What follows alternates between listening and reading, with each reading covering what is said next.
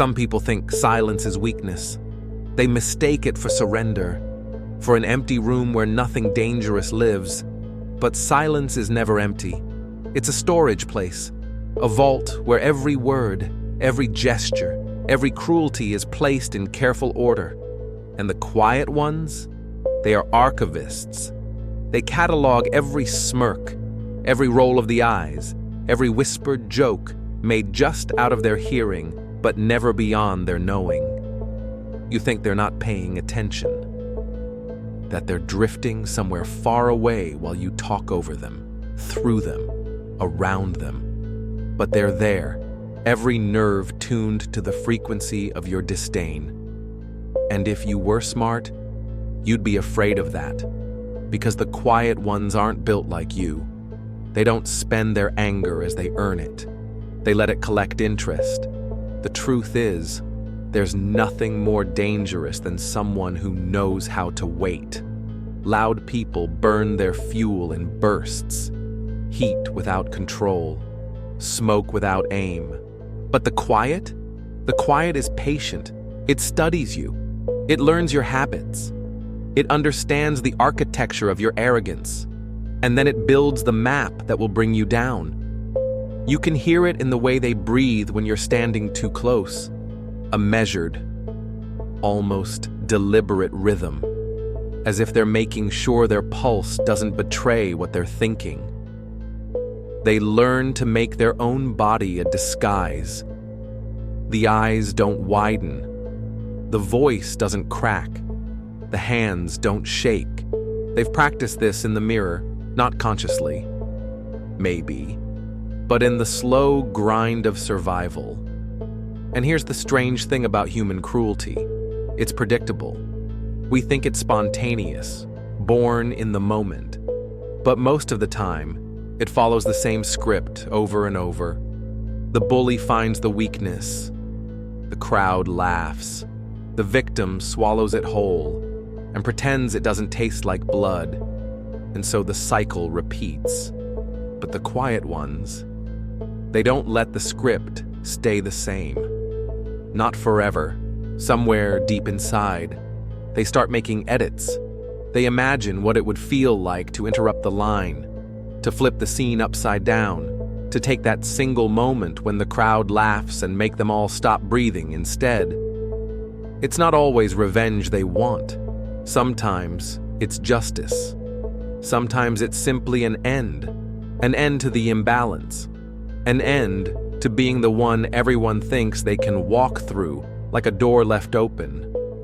But the human heart is a strange, unstable place. When you keep feeding it hurt, it mutates. What started as a wish for fairness becomes something sharper, something with teeth. And by the time you notice the change, the quiet one is no longer the same person you used to toy with. They've become something else entirely. You can see it if you know where to look, in the stillness. Not the soft kind of stillness, like a calm lake, but the kind that's dense and waiting, like air before a storm. It's the way they stop responding, stop defending themselves, stop giving you the satisfaction of a reaction. You think you've won. But what you've really done is pull them deeper into their own resolve. And when the day comes that they move, truly move, it will not be random. It will be a decision that has lived in them for far too long. Fear is not always loud. Fear can be quiet, too. It can sit in the corner of a mind, learning the shape of the threat, memorizing the sound of the enemy's footsteps. And when fear belongs to someone who refuses to break, it turns into strategy. The quiet ones learn to make themselves small, not because they are small, but because invisibility is a kind of power.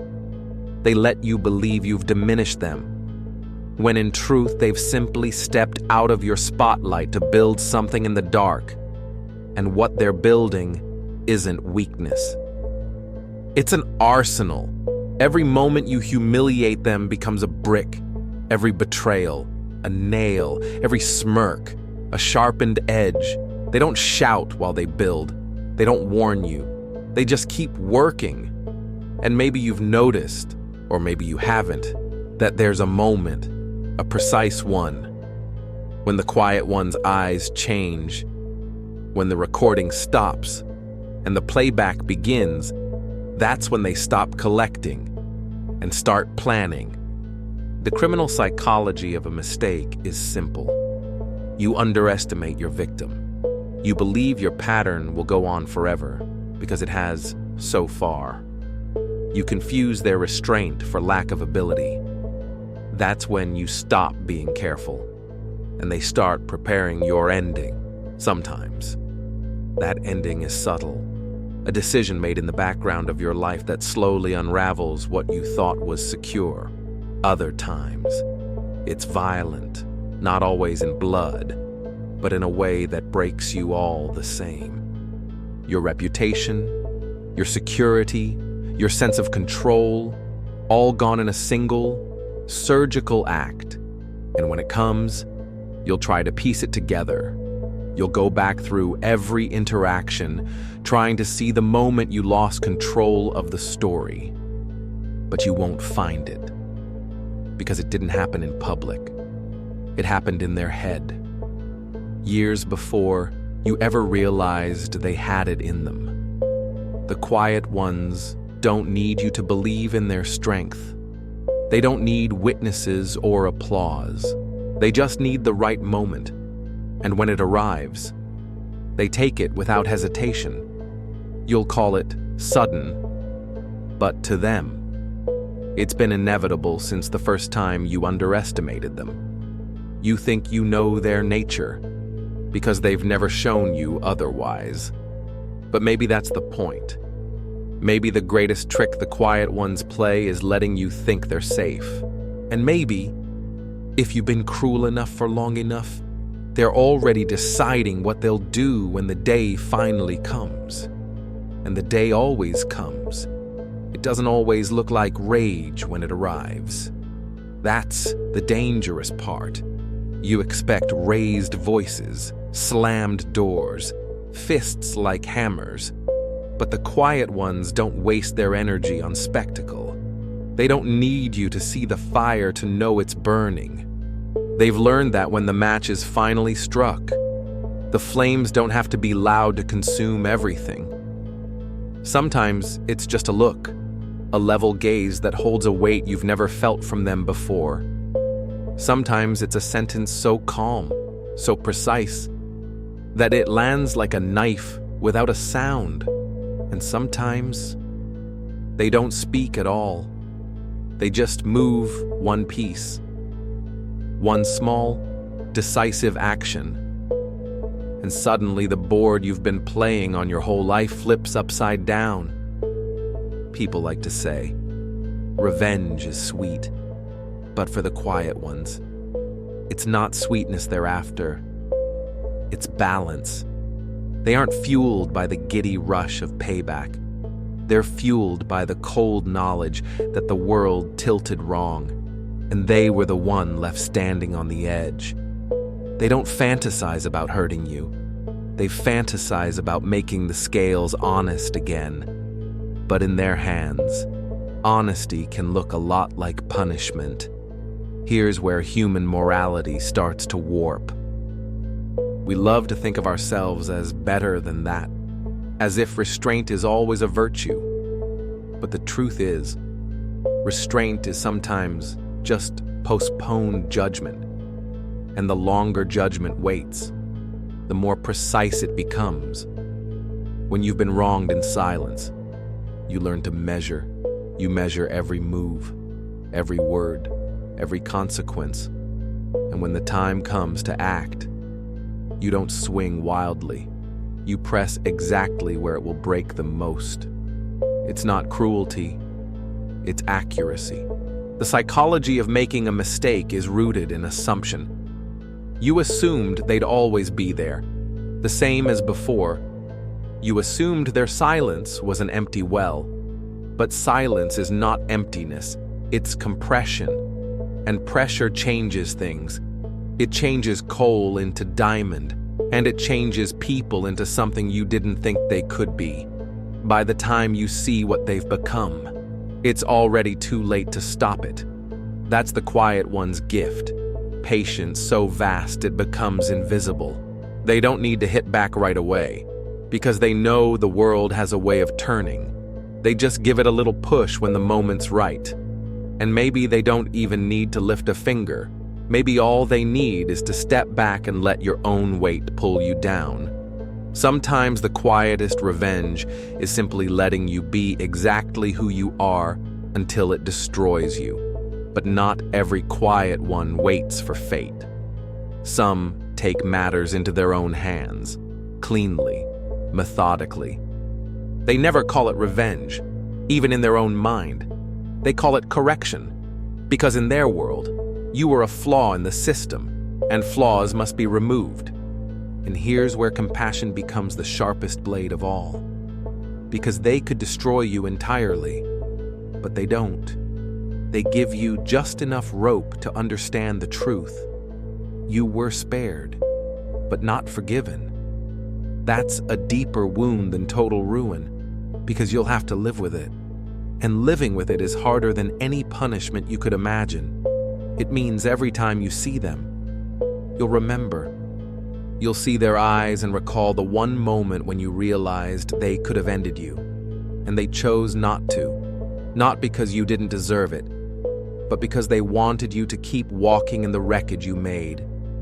The inner turmoil that comes with this kind of power isn't light. The quiet ones don't get to walk away untouched.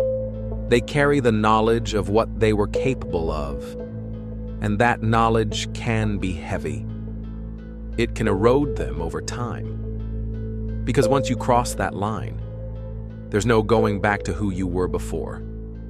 They'll wake in the middle of the night and replay it, not out of regret, but out of recognition. They'll wonder if they became the thing they hated. And maybe they did. But maybe that's the price of surviving in a world that mistakes stillness for weakness. It's not always a clean ending. Sometimes there's no catharsis, no perfect cinematic closure. Sometimes it's just a shift, the balance restored, the record set straight, the knowledge that you'll never take the same liberties again. But make no mistake, they don't forget. Not the first insult, not the last. Every word, every smirk, every act of dismissal remains cataloged in the vault. And if the door ever opens again, it won't be by accident. So when you meet a quiet one, remember this: their silence is not your safety. It's their preparation. And if you've given them reason to use it against you, then your fate is already in motion, because the quiet ones always remember. And sometimes they strike back. It starts with a shift so small you almost miss it. A glance that lingers too long. A conversation that feels rehearsed. Every word like a chess piece moved with purpose. You might tell yourself you're imagining it, because to believe it means admitting the balance of power has changed. And nobody wants to admit they've lost control until the walls are already closing in. The quiet ones don't announce when they're done being the background. They just move differently. They speak less, but their silence has weight now. A density that presses on your chest in ways you can't explain. They pass you in the hallway, and their presence is like the sudden shadow of a bird of prey. You don't hear the wings, but you feel the air shift. Fear changes shape when you've earned it. At first, it's the childish kind, a flash of panic when you're caught in the act, the sting of a sharp retort. But when the fear comes from someone you've spent years underestimating, it's deeper. It's the realization that your history with them is a crime scene you never noticed. And they've been the detective all along. They know where every drop of blood fell, They know the motive, the means, the opportunity, and now they're standing in front of you holding the case file, deciding whether you walk free or hang. There's no court here, no jury.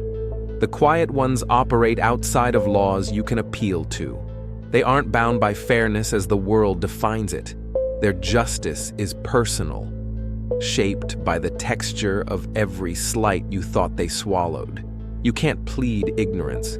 You can't say you didn't mean it, because you meant enough of it. Enough to be remembered. And if you think they'll give you the dignity of knowing when the blow will fall, you haven't been paying attention. They won't storm through the front door. They'll rearrange the furniture while you're still sitting in the room. They'll loosen the screws on your ladder one turn at a time until the day it finally collapses. They'll move one grain of sand at a time from under the foundation until the floor gives way. By the time you realize what's happened, there's nothing left to fix, because the damage was never loud enough to draw your notice. Here's the paradox of human cruelty. It feeds on reaction. It wants the scream, the tear, the crack in your voice. It thrives on knowing it's been seen. But when you take that away, when you starve it of the drama it craves, it turns sloppy. Your guard drops. And that's when the quiet ones go to work. They don't come for you with the blunt force of anger. They come with the elegance of inevitability. Their strikes feel less like an attack and more like the universe settling an old account. You don't get the satisfaction of calling them vindictive, because what they've done feels natural. Like the final page of a story that couldn't have ended any other way. And you'll tell yourself it wasn't your fault, that they overreacted, that they misread your intentions. But deep down, in the quiet, you try to avoid. You'll know the truth. They didn't misread you. They read you completely. Every smirk, every dismissal, every whispered jab was inked into their memory until it became the blueprint for your undoing. The strangest thing is, they won't celebrate. The moment they've waited for, the moment you fall, won't bring them joy. It will bring them relief, maybe, but not joy. Because carrying a grudge that long is its own kind of poison. And even justice leaves a residue when it's been brewed in pain. And yet, they'll sleep better, not because you've suffered, but because the imbalance has been corrected. Because for the first time in a long time, they're no longer carrying the weight of what you did. They've put it down, they've set it on your doorstep and walked away.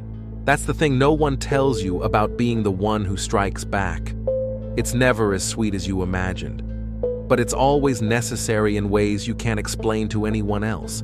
It's not about proving a point. It's about reclaiming the part of yourself that you let them take.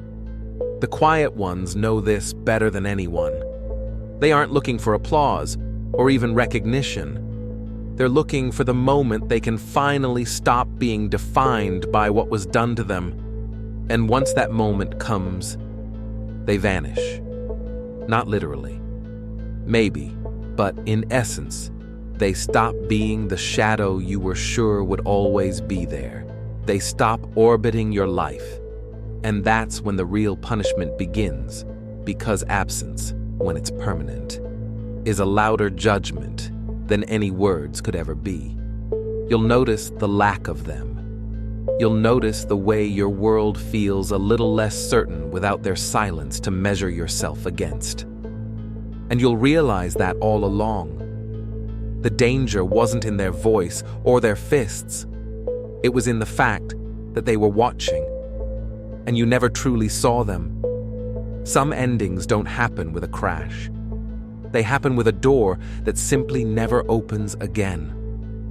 One day, you realize the quiet one isn't where they used to be. Not in the room, not in your orbit, not in the place you've always expected to find them. And it's not because they've run away. It's because they've stepped out of your story altogether, and you're left talking to the echo of your own voice. You think absence is emptiness, but it's not. It's presence inverted. It's a reminder every time you reach for them that they are gone because of you. And you can't fill it with excuses, can't patch it with the false comfort of, it wasn't that bad. Because if it truly wasn't that bad, they'd still be here. The quiet ones don't leave as an act of mercy. They leave as an act of finality. They've decided you no longer have the right to see them rebuild. And that's the part that gnaws at you in the dark, the not knowing, what they've become, what they're doing now, whether they think of you at all, or if you've been erased entirely. But they haven't erased you. Oh no, you're still there, pinned in the archive of their memory, not as a living figure, but as a lesson, a reminder to themselves of what happens when they let their guard down. You're a cautionary tale they keep close, not out of longing, but out of necessity. And you're left with your own archive. You replay the moments you could have chosen differently. You see the time you could have stopped, apologized, changed the trajectory. But memory is cruel. It doesn't let you rewrite. It just forces you to watch the same film over and over, knowing the ending never changes. There's a dangerous clarity that comes in hindsight. You begin to understand that they weren't passive all those years. They were active in ways you didn't have the imagination to see. They were deciding which parts of themselves to keep, which parts to cut away. They were measuring the cost of staying silent, the cost of speaking, the cost of walking away entirely. And in the end, they paid in full. This is the criminal psychology of underestimation. You build your habits around the belief that the other person will never act. You push and push and push until their identity in your mind is nothing but someone to absorb your worst. But identities aren't static. People are not the things you decide they are. And when they change, they rarely change back. The quiet ones don't strike when they're angry, they strike when they're certain, when they've stripped the decision of heat and left only the cold, hard shape of necessity. It's never impulsive. It's never clumsy. It's a surgical removal of the cancer you became in their life. You might think you'll see it coming, that they'll slip, reveal their hand, give themselves away. But they've lived so long in the shadow you cast that moving without sound is second nature to them. You'll keep thinking you're safe until the very moment you're not. And even then, you'll wonder if this is truly the moment, or if this is just the first of many. And maybe that's the final gift they leave you with, the inability to feel safe in the ways you once did. Because the thing about striking back is that it doesn't have to be a single act. It can be a ripple. It can be the way people begin to see you differently. The way trust starts to drain from your world drop by drop. They don't have to ruin you outright. They just have to plant the seed. The rest that you'll do to yourself. The quiet ones always remember. And when they strike, it's not to make you feel what they felt. It's to make you live in the knowledge that you could have stopped it and didn't. That you built the ending with your own hands. And that's a truth you'll carry for the rest of your life. So if you're listening to this right now, maybe you should ask yourself, who in your life is holding their tongue? Whose silence feels comfortable to you because you think it means you've won? And when they finally move, not if, but when, will you even recognize the moment they decide you've had enough? Because by then, it will already be too late. The thing about the final act is that it doesn't feel final until you look back and see the trail, the pieces that didn't matter at the time, a quiet exit from a conversation, a missed gathering, a sudden change in their gaze, become landmarks you should have paid attention to. It's only when the curtain has already fallen that you realize those weren't small things at all. They were warnings, and you ignored every one of them. You told yourself they'd never leave, never turn, never fight back. You built your security on that assumption. And now? Now you're left standing in a version of your life where the ground you thought was solid is full of fault lines. And they're the one who knew where every crack was hiding. The quiet ones don't announce victory, because this was never about winning for them. It was about ending. It was about deciding they would no longer live inside a loop of injury and tolerance. And when the moment came, they didn't need a crowd, they didn't need a witness, and they didn't need your recognition. They needed only to act, and they did. You might call it revenge, but you'd be wrong. Revenge is loud. Revenge needs to be seen. This was something else entirely. It was a correction, a quiet rebalancing of the scales that had been tilted for far too long. It wasn't about making you suffer. It was about removing your power to make them suffer ever again. And here's the part you'll never admit out loud. You respect it. You respect the precision, the patience, the way they refuse to be rushed or provoked into clumsy mistakes. You respect the way they carried the weight until the moment was right and then set it down with a surgeon's steadiness. You respect it because you know, in your bones, you could never have done the same. But respect doesn't erase consequence. You'll think of them in quiet moments, not with fondness, but with the cold edge of recognition. You'll remember the look in their eyes the last time you saw them, that impossible combination of calm and finality, and you'll know it was already over then. You just didn't want to believe it. The truth is, the quiet ones are not made by nature. They are made by treatment. They are shaped in the slow forge of being overlooked, underestimated, and underestimated again. Each slight tempers them. Each insult hardens them, until one day they are not the soft metal you can bend to your will. They are a blade, and by the time you realize you've been sharpening them, it's your own skin under the edge. They never forget, not the first cut, not the last, and when they choose to act. It is not with the reckless hunger of vengeance, but with the steady certainty of someone who knows this was always where the road was leading. They don't need you to see it coming. In fact, they prefer that you don't. Because when it lands, when the final move slides into place, it is not just an end for you, it is a release for them. The vault is emptied. The ledger is closed. The silence they carry is no longer about you. It is about peace. And peace is something they never had while you were in the room. So now, the quiet one is gone. Not missing. Not lost. But gone in the way a fire goes out when the air is taken from it. And you're left in the cold. The memory of their presence lingers, not as comfort, but as judgment. Every laugh at their expense, every small cruelty, every time you thought you'd gotten away with it. It all sits with you now, heavy as a stone you can't put down.